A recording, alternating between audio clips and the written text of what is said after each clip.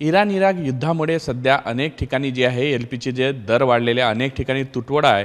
मात्र या सगळ्या संदर्भात नागपूरच्या जिल्हाधिकाऱ्यांनी बैठक घेतली आहे। अनेक पेट्रोलचे अधिकारी जे होते पेट्रोल कंपनीचे त्या अधिकाऱ्यांना सुद्धा बोलावलं होतं। या सगळ्या नेमकं बैठकीमध्ये काय झालं यावर बोलण्यासाठी आपल्याशी नागपूर शहराचे एफडीओ काळे सर आहे। काळे सर, नेमकी काय झाले? खरं तर अनेक जिल्ह्यामध्ये तुटवडा आहे, आपल्या नागपूर जिल्ह्यामध्ये अशी कुठली परिस्थिती नाही असा प्रशासन दावा करताय, काय नेमकं झालं?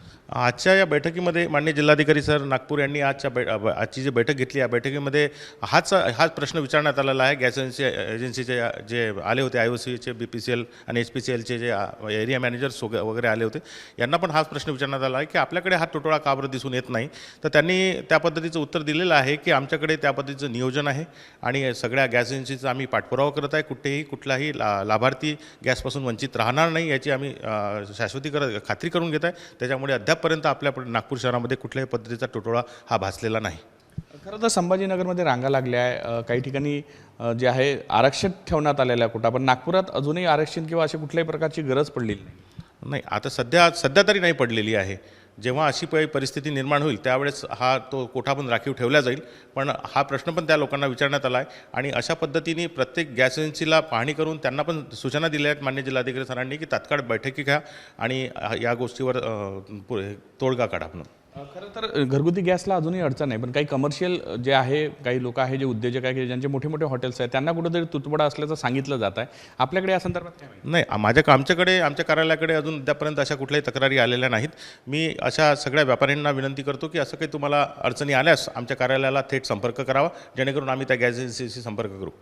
कुठेतरी काळा बाजार होऊ नये यासाठी काय पावले उचलली जाणार आहे? काही पथकं नेमण्यात आली आहे का? त्याची कशी SOP असणार आहे? कशा पद्धतीने जाऊन पाहणी करणार आहे? काय होणार? याच्यात माननीय जिल्हाधिकारी सर यांनी आज निर्देश दिलेले आहेत की पथक तयार करा। DSO आणि FDO यांचे कर्मचारी आणि अधिकारी कर्मचारी आणि त्यामध्ये गॅस एजन्सीचे सुद्धा एरिया मॅनेजर राहतील।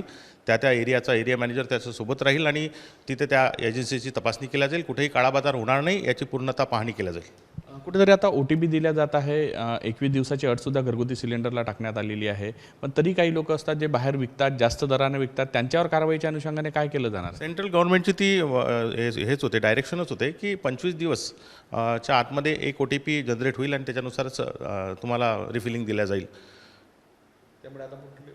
त्याच्यामुळे कुठलाही तुटवडा निर्माण होत नाही आणि त्याच्यामुळे काळाबाजार पण होत नाही।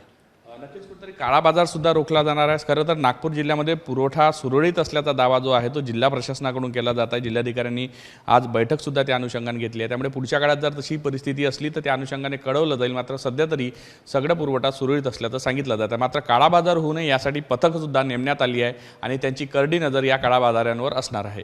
व्हिडिओ जर्नलिस्ट सौरभ बोलेसह पराग डोबळे, साम TV न्यूज, नागपूर।